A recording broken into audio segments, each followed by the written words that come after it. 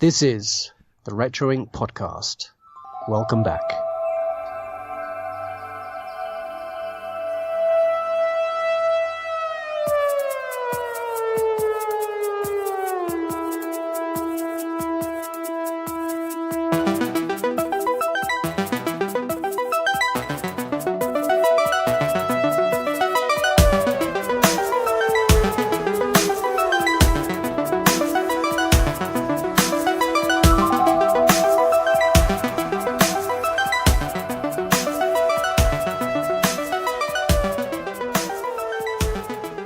Welcome back, everyone, to Retro Inc. episode 15 with myself, Adam, and my co-host, Andy. Hello.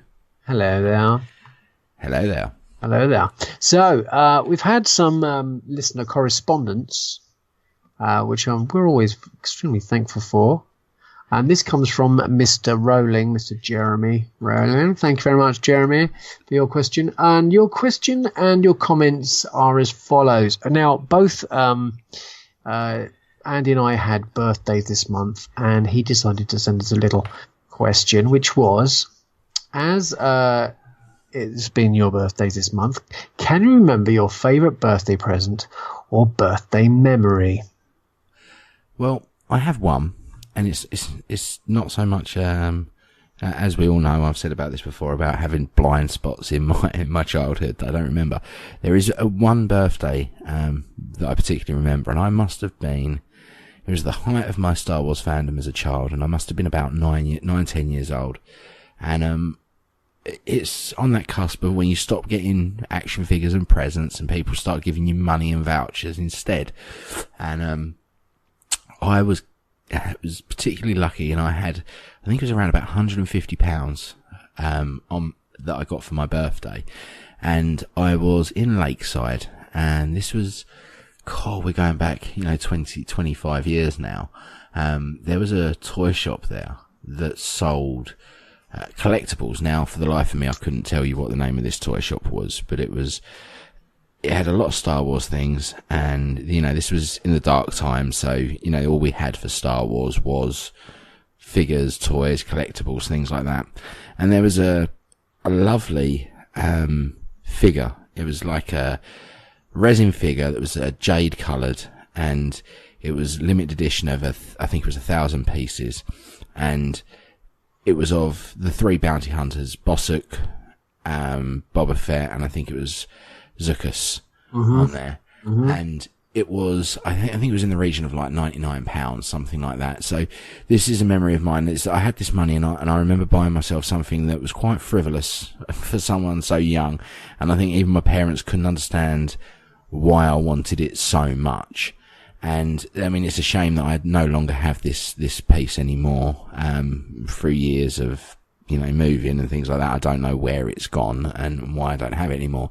But it was a beautiful little statue, and I remember buying that, and especially at that age, thinking how much money I'd spent on this one piece. And I think that, in a way, the reason why I remember this so much is because of it cements my fandom and how it's been a part of me for such a long time in my life, that at that age, I wanted £100 statue of 3 minor figures in the Star Wars films. And I used to love that piece. It used to sit on my shelf, pride of place. And like I say, it's a shame I don't have it anymore. But it was a real nice little stylized statue of those pieces. So yeah, I remember that, and like I say, it's a strange one at that age, and I just think I'm thankful that my parents let me make my own choices then, because they would have probably swayed me into getting something a bit more practical for a 10-year-old child, a Scalextric set or something. But yeah, no, it was weird when we got this question in. I was sitting there mulling things over in my head, and I don't really remember a lot of my birthdays and that as a child, it's especially for fandom. I have memories of Christmas, but not so much of birthdays. How about yourself? Well, I do remember one birthday present, which was in 1977. It wasn't Star Wars, actually. It was a Godzilla kit.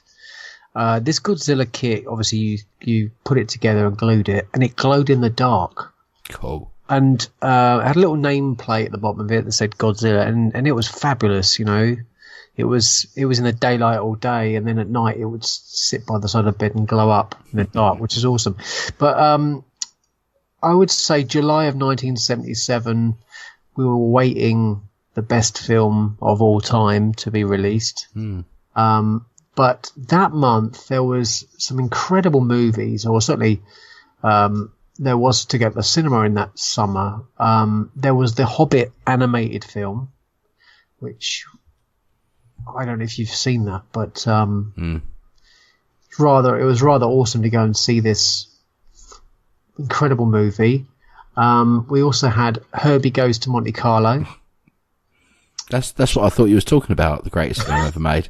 Sorry, okay. That was out too. There was also oh god, hang on a second. Let me just get my memory racking a bit and make sure I get The Rescuers.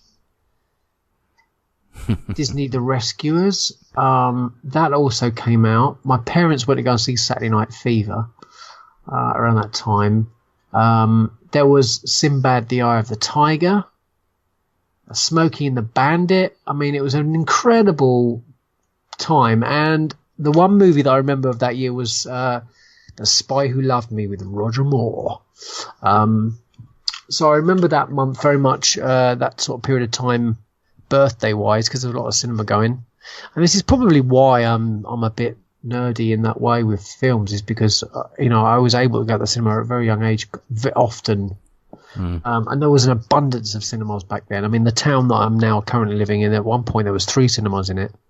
Now one of them is a Morrison's, and the other 2 were knocked down and made way for whatever. Well, there's more reasons to shop at Morrison's, isn't there? Yeah, absolutely. Okay, but I would say probably December. What am I talking about? I'd say probably July of 1980 was probably the best run of presents. I think when Empire was out, there was, okay, you can decide what you want for your birthday or Christmas. And you're like, okay, the bigger thing would always be your Christmas present. So that was an AT-AT. And then I had the Imperial TAC base for birthday and the Probot droid and turret set from Empire. Cool. And a heap of mini rigs and a snow speeder. I think I got a snow speeder for my birthday, and I got the AT-AT for Christmas, and I got some play sets. So I was very lucky, very, very lucky indeed, because my fandom was fed to me, my parents. I was very lucky. But yeah, a lot of movies. I mean, that was the thing for birthday was, go and see a film, and it would have been Star Wars toys. And I think as well, chocolate-wise and sweets-wise, which is another one of Jeremy's sort of questions, was what sweets did we like when we were kids? And it was Curly Whirly, mate, all the way. So much so that you got sick of Curly Whirly because you're actually sick on it. But I would say it was definitely the Curly Whirly and the Texan bar. Oh, I do like a Texan. Yeah. I'm sure you do, mate. And we're talking about chocolate here. Yeehaw. Yeah, now that was just like one hefty piece of toffee covered in chocolate, and it was like just stretched, didn't it? It was just amazing. Curly Whirly was the same, wasn't it? It was just toffee covered in chocolate, but it was a beautiful thing when that came out, that wrapper, all curly and whirly. And we're talking back in the days when Starburst were called Opal Fruits here, aren't we? Well, I was never keen on anything fruity, and certainly wasn't keen on Opal Fruits. No, see, we've got the same tooth there, because I'm not a sweet person. I'm not a gummy sweets and chewy sweets sort of guy here. Because I like my toffees and I like my chocolates. Oh, yeah. One of my sweets when I was a kid that I absolutely adored was Toffos, but the fruit flavoured ones, which is kind of a mix between the two. I think I remember them being. They did mint and they did fruit ones, and it's rare that you get flavoured like toffees these days. But I remember absolutely loving them. Orange and mint was always the thing, and Poppets, which you also always got at cinema, wasn't it? A little box, you just turn the corner and you get these sort of chewy nuts and raisins in it. And there was always the Rebels with the hidden orange Oh, mate, you're making me so hungry. I'm on Weight Watchers meals at the moment, and this is just sounding amazing. But do you remember there was one sweet from back in the 80s and 90s that I remember vividly? And I say I didn't really like gummy sweets, but there was something about these that even now I really wish they did them so I could have one. But do you remember they did the He-Man sweets, and they also did like bugs as well, but they were like a jelly sweet in a plastic cover, and you popped them out. No, don't remember these? that, no.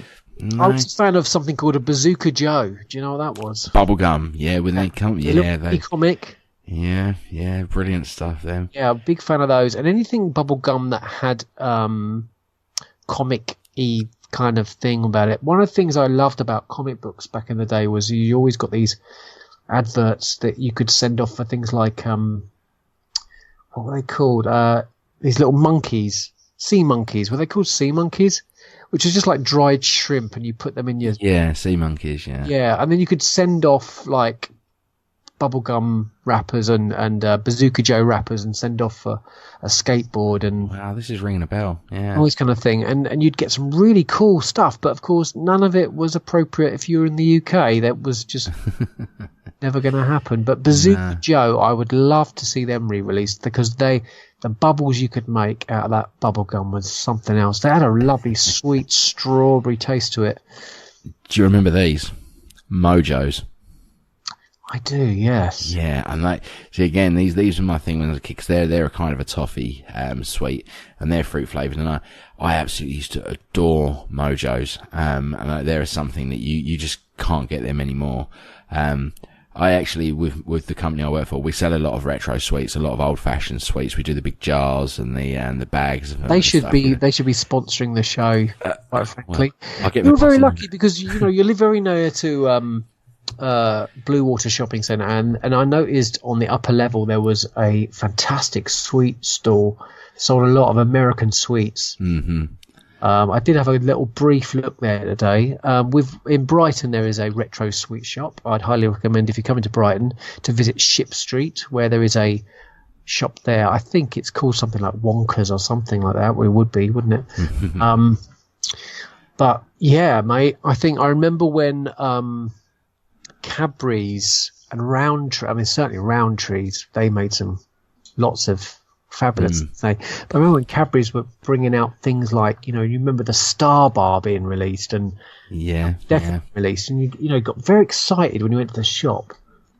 And when a Snickers was called a Marathon Bar. Yeah. Do you remember Spangles? I do remember them. Yeah. Yeah, they're a long time gone, unfortunately. And we still have some of these. I know you can. They're Roundtree sweet. Perhaps they were. Spangles, I'm not sure. I don't know. But once Roundtree's disappeared, and Nestle started buying up most of their sweets. Is it Nestle or Nestle? I remember this is always an argument I've had before. If you're French, it is Nestle or Swiss. But then there was the Kinder, wasn't there? The Kinder Egg. Now I don't know when Kinder came out, but I'm thinking that was around the 79-80 mark. I'm not. It must have been. Like I say, I was born 83, and they were a thing when I was a kid. Yeah. We had them. It wasn't like all these new things. I grew up with Kinder being a staple of my childhood pocket money expenditure. Where did you get your Smurfs from? I got my Smurfs from my Kinder Egg, my friend. There. That's what a lot of people did, didn't they? They got their Smurfs there. I remember them coming from a French... now, what was that? Petrol station. Was it something EF? No, it wasn't EF, was it? They used to sponsor a Formula One racing team. I can't remember. Maybe the listeners can remember the name of the petrol station that you used to be able to get Smurfs from. So you'd fill up get your petrol and get a free Smurf. Let us know if you can remember. Please do, I cannot remember the name of that. So that'd be great if the listener can fill us in on that one. I'm pretty sure they sponsored a Formula One team back in the day. So I'm thinking Alain Prost. Maybe his team was sponsored because he's the only French racing driver I can remember.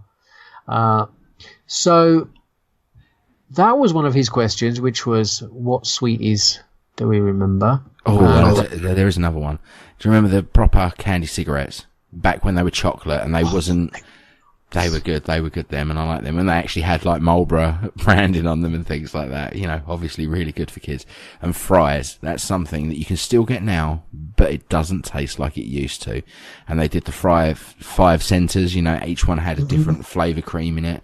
And you also had the mint one, and you can still get the mint now, but they don't taste anywhere. I think we got to look at the savoury market here, and KP, hey, Space Invaders. Now, I don't know if you were aware of this, but a packet of Space Invaders, yep, with a Star Wars special offer. This pack, Space Raiders, aren't they? Space Raiders. Yeah, because I still sell them. A packet of those. Now, I'm presuming this was sort of 79. This packet was on eBay, and it sold for £580 for a packet of crisps. Blimey. That's crazy, isn't it? Yeah. For a packet of crisps. Isn't that amazing? I'm not 100% on whether that packet was full. I pretty much think it was sealed. I don't know if this was fake. I don't think it was either, but because I know what the fandom's like in Star Wars, and they will buy pretty much anything if it's missing from their collection.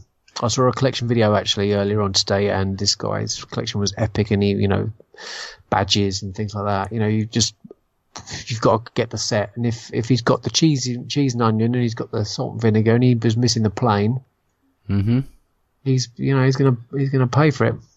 Now, also on this list of movies, Mr. Rowling sent us. There was only one movie that I actually had heard of. So I'm going to run through these films and see if you know them and see if you've heard of them. And if you do, or have heard of them, what do you thought of them? Okay, so this list includes a film called Ice Pirates. Ring any bells? Yeah, I've seen it. It's terrible. But I understand why Jeremy likes it.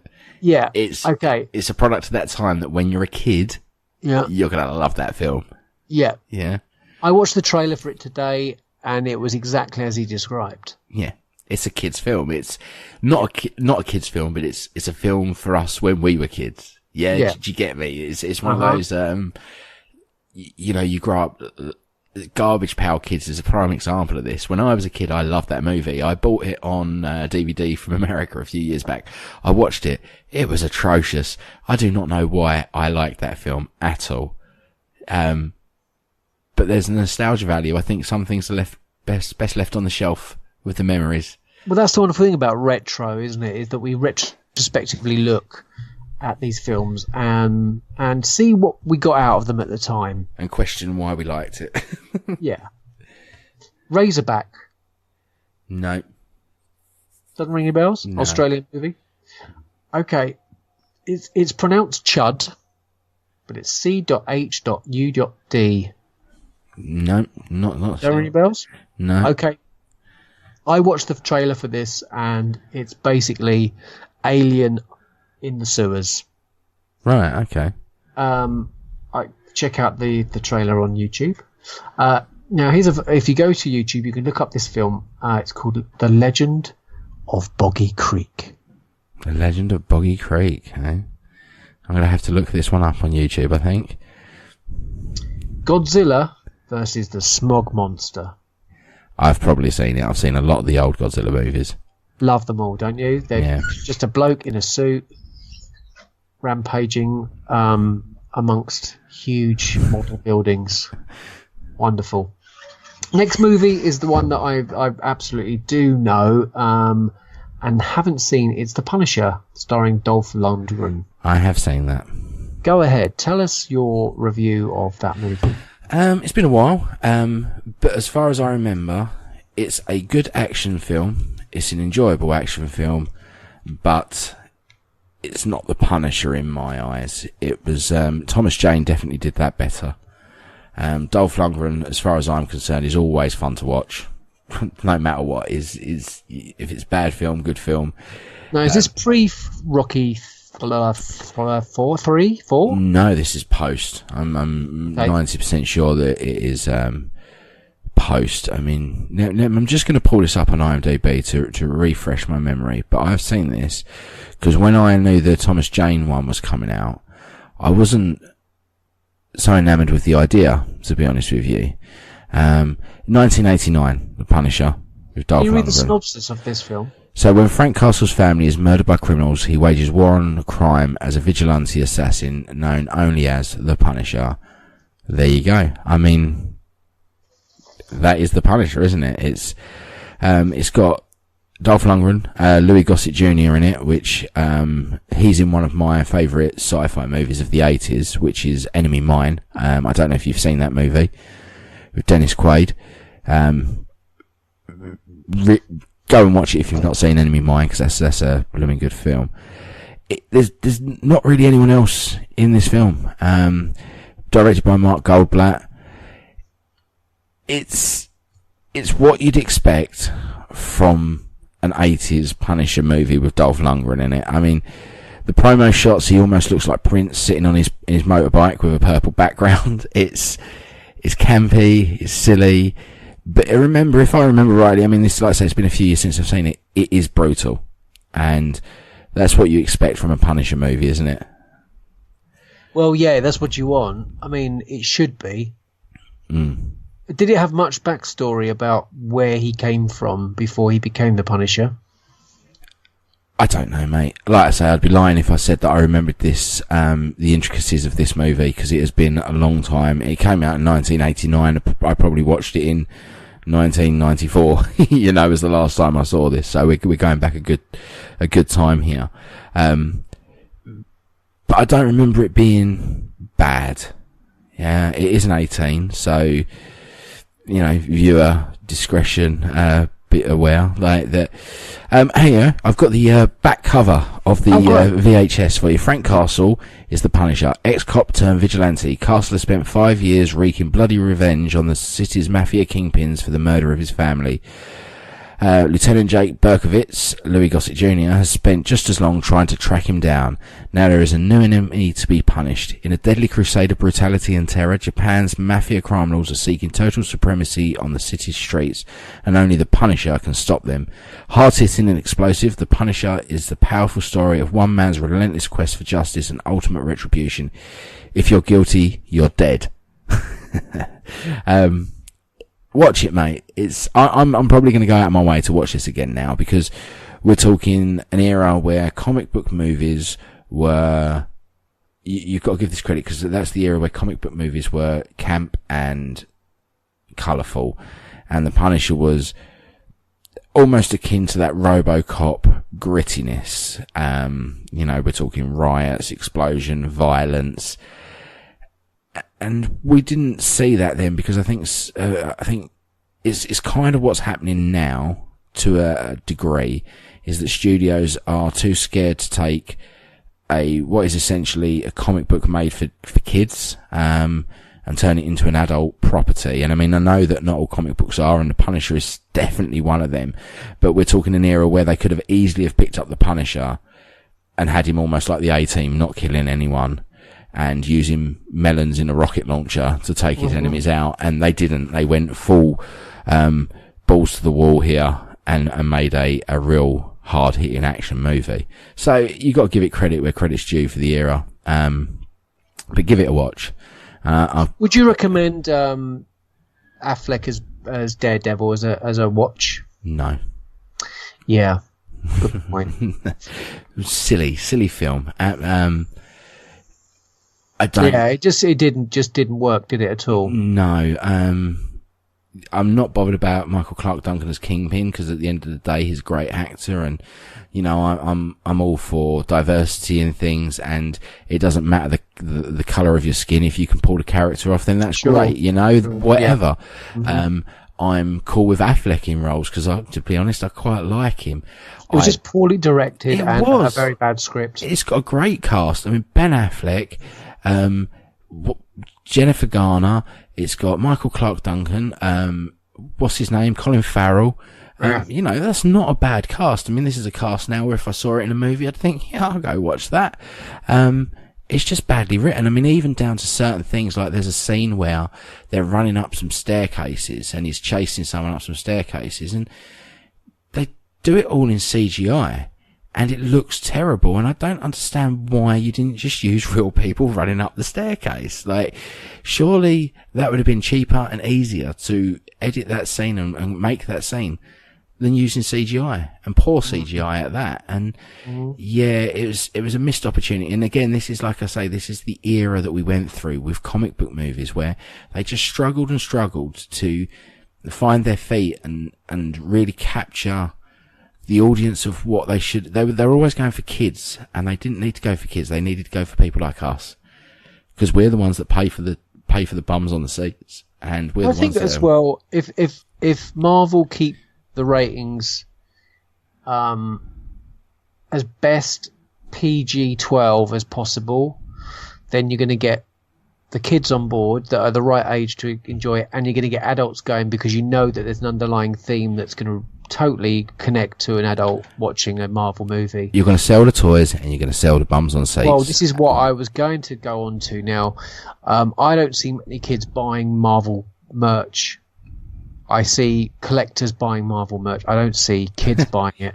But I don't see kids running around like they used to in a Spider-Man outfit. Mate, you can say the same about Star Wars, and I said this to my wife. I went into Asda the other day, and they've got the 3 3/4 inch for The Last Jedi, now down to £5 each.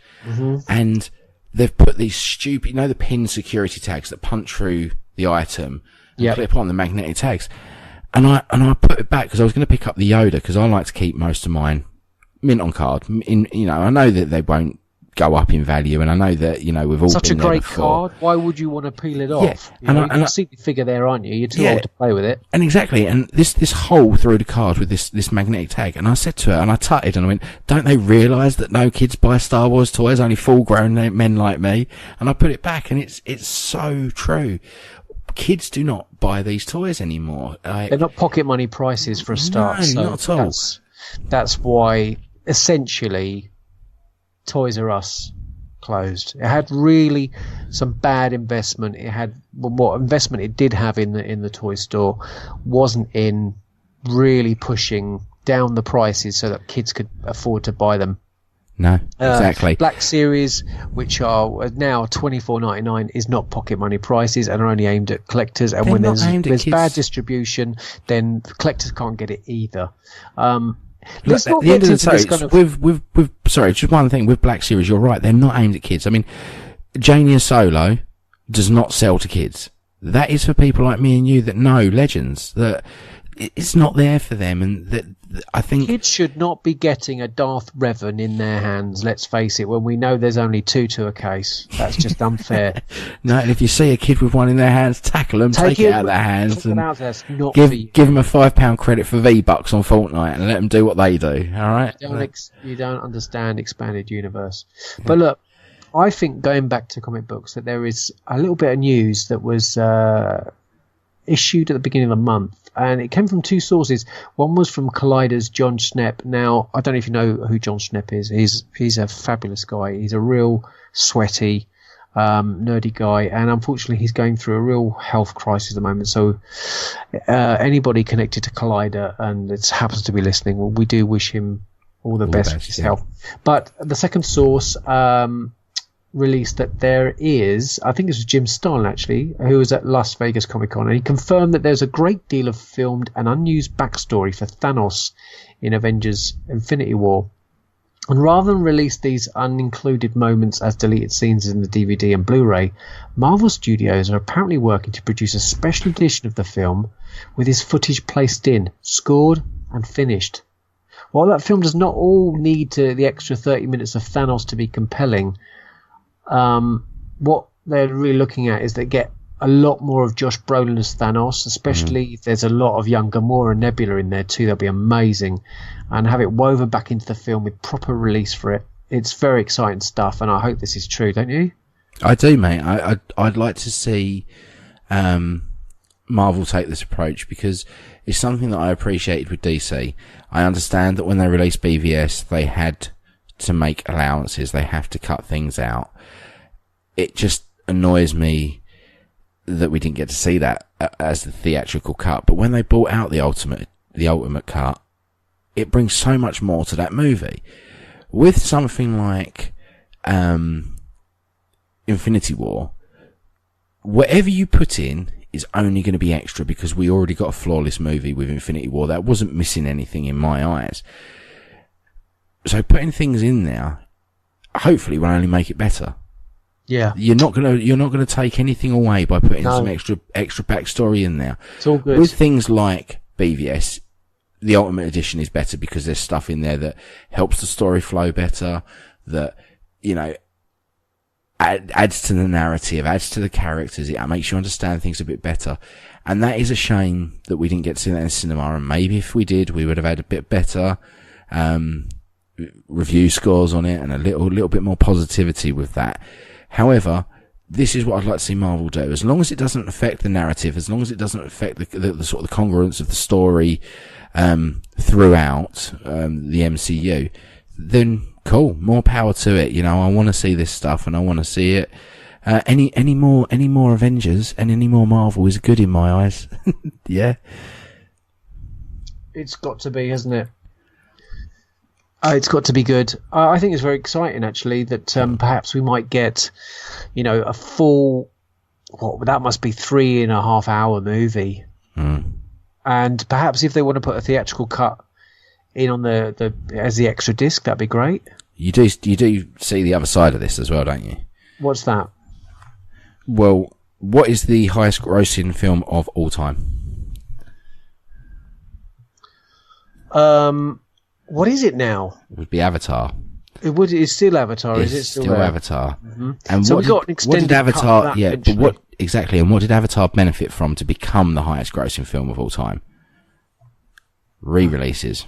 Of course. Re-releases. That's the only reason why Avatar made it up there, was because it was released in 2D, it was released in 3D, it was released in IMAX 3D, IMAX 2D. We had I think there was an extended version of it came out, and it kept the ball rolling for Avatar for a good couple of years.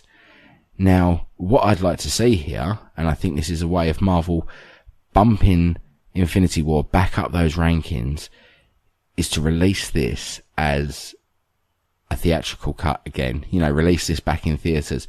Because do you know what?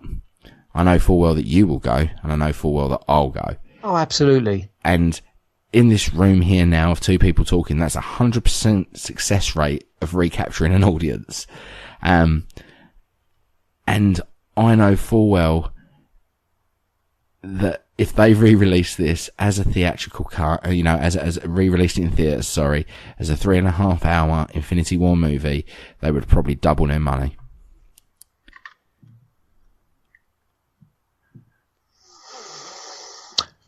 It's all very exciting if that happens. That's all I can say. Yeah. And I think Marvel, as much as they want to admit it, and as much as they're happy with the figures that their properties are doing, they want that number one spot. Because who wouldn't? If you're that close to touching that gold medal, every time you raced and you just fell short of it, it'd start to get to you. Yes. Now, I know that they're happy that they make films that are grossing $1.5 billion. Like, who wouldn't be? But a re-release of Infinity War would certainly at least get that to number 2 in front of Titanic. Whether or not it'd hit Avatar is a different matter. But I can tell you one thing I do know, and that's Avatar 2 won't get anywhere near that top spot. I don't think so either, do you? No. I think it's too long a gap. That ship has sailed. That ship has well gone. With the reason why that film did big was because of the tech. We've seen that tech in multitude of movies now. It's been reused and we've seen it. And I think Marvel are honestly going to be looking at cornering the market. You know, this number one spot. So, but that's my thoughts on it anyway. I think that if they want to get to that number one spot, this is a good way of going about it. Fair enough. So, with that, what else do you see forthcoming that has captured your eye at all? For Anything me, else? Yeah. Well, Hotel Transylvania 3. Big Invisibles Hotel. 2. Incredibles. Incredibles, thank Did you. not like the first one. Didn't like the first one at all, to be honest with you. Did nothing for me. I think it was Pixar to me always seems to have this way of creating a beautiful narrative with some real harsh undertones, some real deep and meaningful subplot to their stories. Incredibles didn't have that for me. It was just a fun family film. Now, that doesn't mean that it's a bad film. It's just not for me. And I expect more from Pixar when they do films. But Hotel Transylvania is a staple in my household. We absolutely love these movies. And I'll admit it, I really do enjoy them. I think they're blooming good fun. It's the only Adam Sandler film that I can honestly say I enjoy as well. Even if he is a nice guy. But it's, I mean, aside from that, there's a real sort of empty spot this year, isn't there? We've got Ant-Man and the Wasp coming out. Well, it's already released in the States. It is already released in the States, but we've got that coming out this month, I think next week. That's it for Marvel this year. There's no more Marvel movies this year. I'm not going to count Venom because I'm talking about MCU here. There's no Star Wars this year. At Christmas. We've got Predator later on this year. That didn't look all that interesting to me, to be honest with you. I'm actually at a point for this year where there isn't anything capturing my attention. I'm probably wrong. I'm probably going to go for a list in a minute and go, oh blimey, yeah, that big thing. But even the Harry Potter, the Wizarding World, whatever you want to call it, Fantastic Beasts sequel, just not for me, mate. I did not like the first one. I fell asleep in it, and I have had no intention just yet to watch it again. Just going through what's coming out this year, and there's Teen Titans Go, the movie. We've got just nothing. Christopher Robin looked okay. Slender Man, I'll give it a watch just because. The Happy Time Murders looks okay. That's the adult Sesame Street detective mystery. I don't know if you've seen the trailer for that. That looks really good. It looks crash stupid fun. And 15, I think that's a certificate, isn't it? Yeah. If it is, it's definitely a 15. I wouldn't be surprised if it was an 18 with some of the things I've seen in the trailer. But honestly, mate, I'm just looking at this and I'm all the way through to September here on release list, and there's just nothing that, Johnny English Strikes Again. That'd be a bit of good fun because I don't mind them movies. We've got Halloween coming. I'll watch that, but again, meh. Mowgli, that looks okay. That's the directorial debut of Andy Serkis, so I'll give that a bit of attention because obviously the guy is a legend. I am looking forward to, actually, this one did sort of slip by, was Bohemian Rhapsody with Rami Malek. I'm an Uber Queen fan. Absolutely adore them. I didn't think I was going to be that into this at first, but I've seen the trailer and blimey, that boy can sing and he looks the spit of Freddie. The Grinch in November, I'll give that a watch. As you can see, I do like my kids' films here. I think having a child has probably swayed my my taste a little bit. But there's nothing, mate. I mean, nothing that I see stands out for the rest of this year that cries blockbuster. We've got Aquaman in December, which is probably the only one that I think that's going to do Wonder Woman type of things here, where it's going to do better than the ensemble movies. But no, there's nothing up until next year really for me, when we start going back into the realms of Marvel and Star Wars movies. So, we've got Captain Marvel in March. That's probably the next time that I'm going to be jumping up and going to the cinema at the crack of dawn. So, how about you? Anything for you? No, mate, actually. I've got a lot of stuff to watch that's all a retrospective, I think. There's a lot of films that I want to watch again. And there's so much. I mean, I really, the cinema locally to me is showing Full Metal Jacket. Cool. So I want to go and see that again in the cinema because I've never seen that. You've never seen it? I never say, seen. Well, not certainly not. I was going to say, it's the best 2-part movie there ever is, if I've seen one. I think that film is phenomenal. But when I watch Full Metal Jacket, there's a point in that just before they go out to war where I'd be happy if it stopped, and I'd enjoy the second half of that film as a different movie. There's a definite swift change of sort of like aesthetic to the movie. It goes from this real gritty, psychological, war movie with the young lads training up to the horrors of war out at war. It's weird, that one. And Vincent D'Onofrio is phenomenal in that film. This cinema is also showing Platoon. Cool. So again, another film that I'd like to revisit. I've missed 2 opportunities to see 2 what I would call classic films this year, re-released at the cinema, which was earlier on this year. The cinema showed Alien, full director's cut. Oh. Would have loved to have seen that because the sound in this cinema is phenomenal. And secondly, a couple of weeks ago they showed 2001, and so that's why I'm rewatching them again and trying to get these films on digital so I can have them in my collection, because there are movies that I don't know, sometimes just stuff kind of passes you by, or you've watched it once and you didn't really appreciate it, and then you just feel a connection to it. Mm-hmm. Are you aware of the Prince Charles Theatre in Leicester Square? Yes, I am. Yeah, you are, okay? Because I know they do a lot of 35mm showings and things.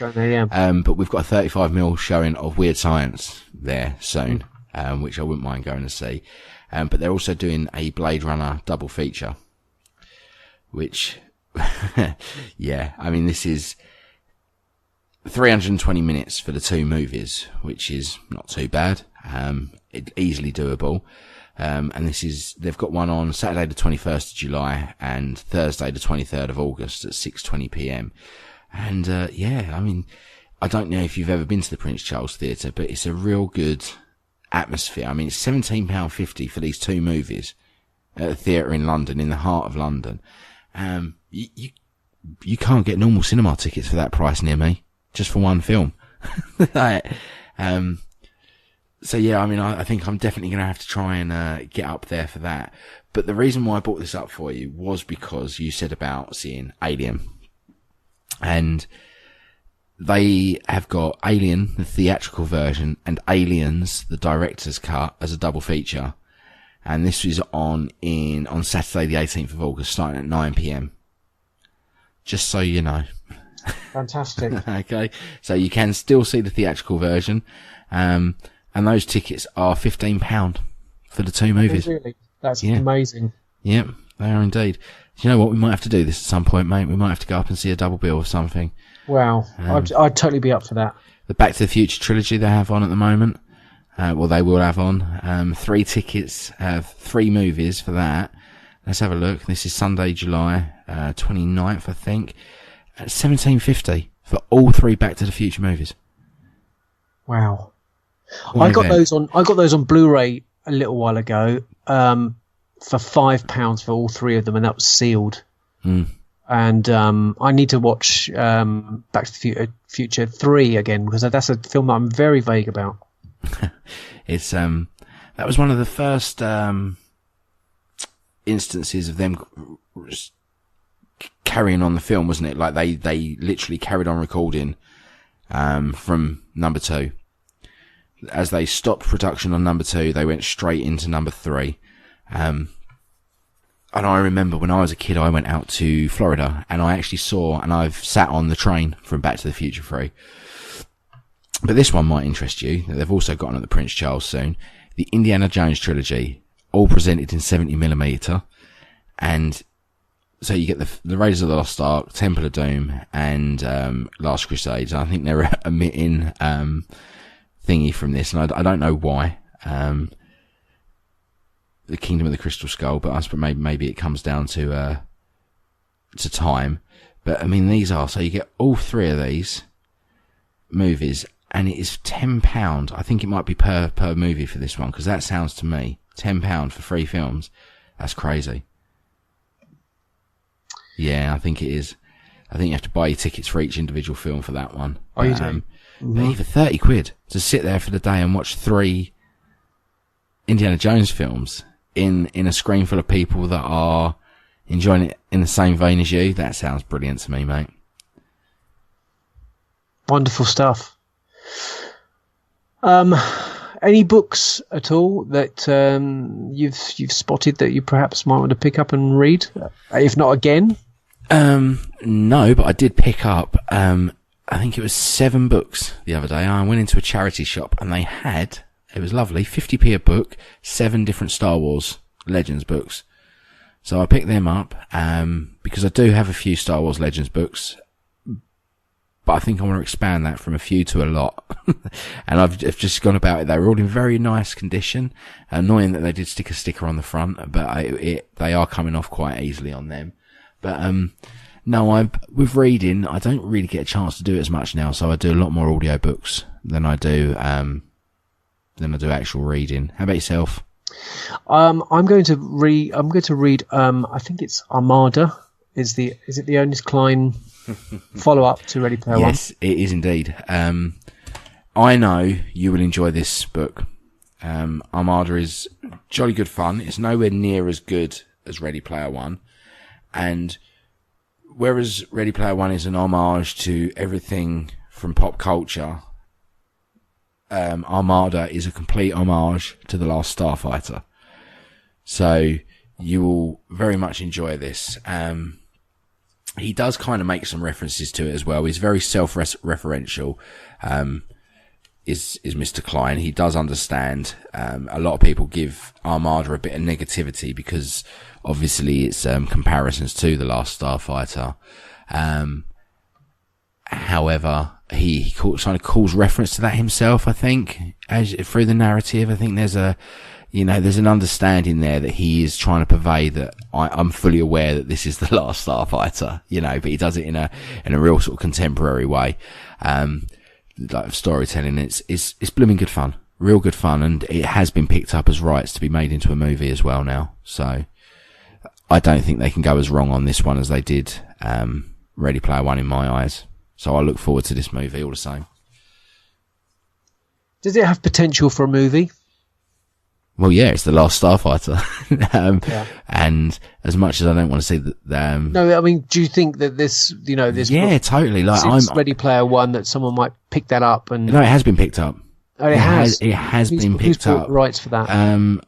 I think it might be Amblin still. I think they've bought up the rights for both of them, for Ready Player One and this. I'm a big Ernest Cline fanboy. It's since the film Fanboys, written by Ernest Cline. I don't know if you've ever seen that. Have you seen Fanboys? Yeah, I have. What an amazing, fantastic movie. Real touching, really fun piece of work.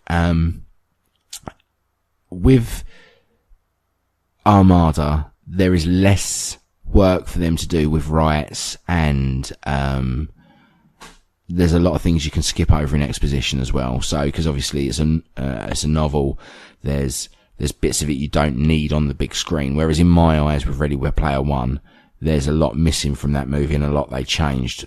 You can't really change much from Armada. Nothing needs changing from it. It's a nice, compact little story, and that's what it is. It's, like I say, it's nowhere got the grandeur and scope of Ready Player One. It hasn't got the same pop cultural references. There's a few in there. It's Ernest Cline. It's what he does. It's his thing.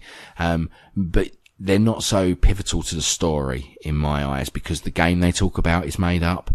Do you know anything about Armada at all?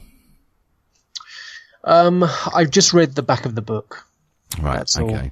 So all it basically is, spoiler free, a boy's sitting in a classroom one day, and out of the window he sees this alien ship from a video game that he plays flying in the sky.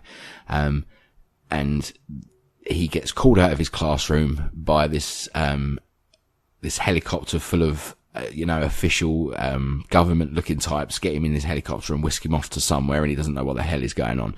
And what it turns out to be is this video game that's taken the world by storm is actually a kind of a training program, a la The Last Starfighter, but the government are fully aware of what they've been doing. but it's really clever because there's different platforms for the game. So if you play on mobile, phone and tablet, you're ground troops, but if you play on a console, you're aerial troops. And obviously this guy is really good at what he does. He plays this game on the console and he gets recruited into the ranks to fight this alien invasion. And there's obviously the undertones because it is Ernest Cline and he likes to riff off of Steven Spielberg a lot. There's the father figure drama that goes on in there that is in every Spielberg movie. That gets played into this quite well.